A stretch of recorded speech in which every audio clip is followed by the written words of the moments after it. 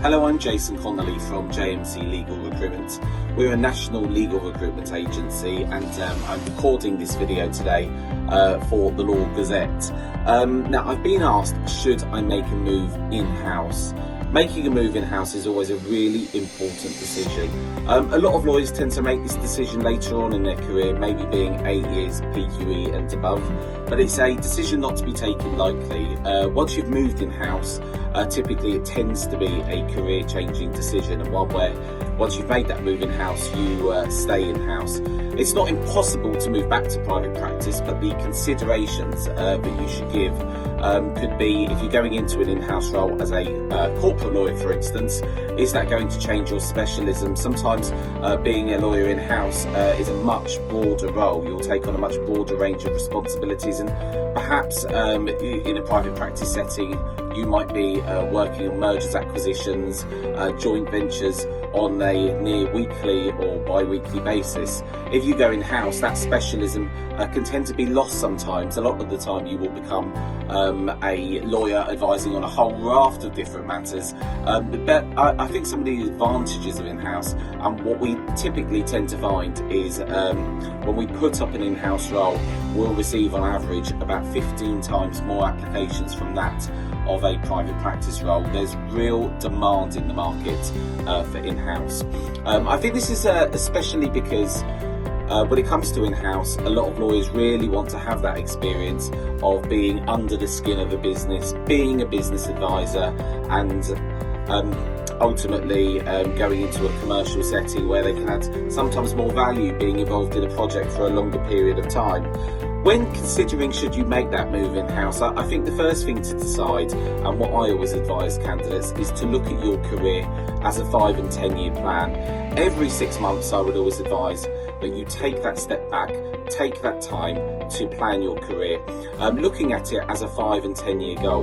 What I often tell candidates through the process of our registration here at JMC is to think about where you want to be in 10 years time. Once you've got that goal in mind, then plan backwards from there. See, does your next role, does that align with what the overall plan is? I think sometimes we can get all too focused on what is here in the immediate rather than in the future.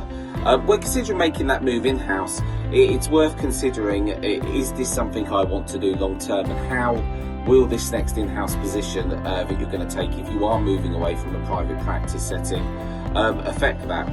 Sometimes it can be very difficult to get progression in-house. There tends to be quite a flat structure, and if you're going in as a legal counsel, sometimes that only step up, the next step up, is a general counsel position, and there tends to be very little movement when it comes to head of legal roles or general counsel roles in in-house companies. So often you can be waiting potentially for someone to retire or move on, which can take a lot of time, or even perhaps the growth of the company, but it isn't always immediate.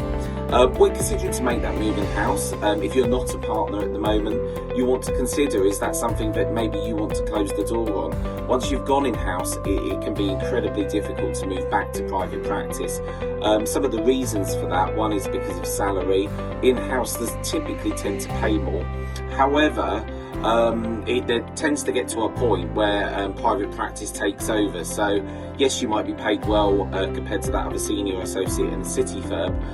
You might be on a higher salary, but if you were to get to a certain level, partnership in city practice is obviously going to pay more. The difficulty with moving back to private practice after having been in-house is often there'll be a pay cut associated, and it's difficult to pitch salaries or put candidates on the ladder in terms of salary to try and work out where they fit in when they go back to private practice. One of the main reasons for that is there'd be no billings history.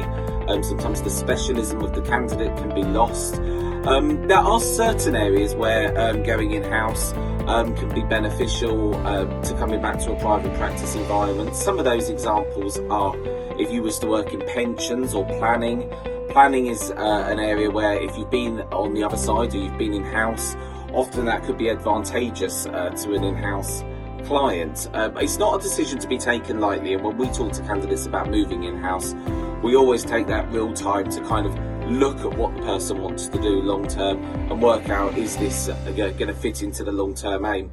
What would I say would appeal to someone looking for in-house, or what are the appealing factors?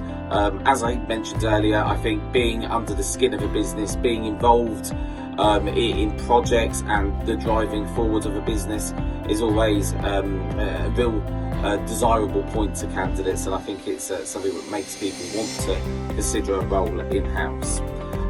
I would always say to candidates, if you do want more information, feel free to contact us at JMC Legal, and we can talk about what the in-house market and the opportunities might look like to you.